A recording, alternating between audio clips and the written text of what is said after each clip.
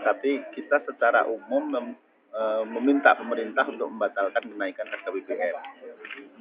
Nah, walaupun demikian, jika terpaksa pemerintah dan DPR bersepakat untuk harga BBM itu naik, maka kita sudah memberikan pertimbangan-pertimbangan detail seperti yang sudah kita putuskan di paripurna ini.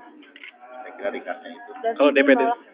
Ya, jadi paripurna DPD memperhatikan, mencermati berbagai situasi yang ada di masyarakat saat ini, maka kita menolak, meminta pemerintah untuk membatalkan kenaikan harga BBM. Kalau usulan ini tidak diterima DPR gimana, Pak? Saya kira ini memang sifat DPD itu pertimbangan. Artinya kalau pertimbangan itu ya kalau misalnya pertimbangan kita, keputusan pemerintah dan DPR itu seperti pertimbangan kita, ya itulah yang kita harap. Demikian pun kalau misalnya pemerintah dan DPR itu terpaksa harus menaikkan karena asumsi makro yang harus diikuti, maka kita sudah memberikan pertimbangan sangat detail terhadap alokasi anggaran yang ada ini.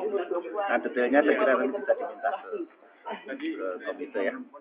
Pak, jadi kalau dinaikkan sudah disiapkan alokasinya, kalau tidak dinaikkan?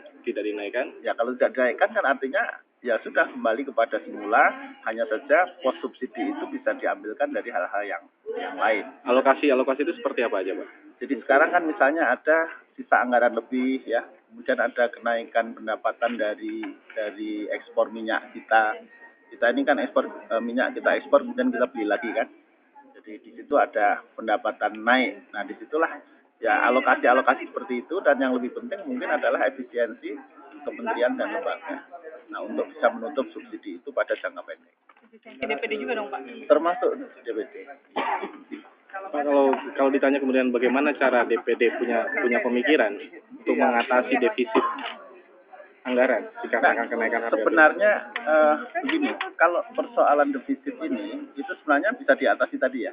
Misalnya dari sisa lebih anggaran tahun lalu masih 50 sekian triliun ya. Kemudian kenaikan perolehan dari BBM, kenaikan harga BBM itu kita sudah dapat sekian triliun. Kemudian efisiensi dari kementerian dan lembaga masih bisa sekian triliun gitu. Nah, karena itu memang idealnya sebenarnya kenaikan harga BBM itu setelah kita siapkan segala hal yang katakanlah misalnya public transport sudah kita siapkan dulu dengan bagus gitu ya, sehingga ketika BBM naik orang sudah punya alternatif gitu. Nah, sehingga kita mestinya mendorong segala bentuk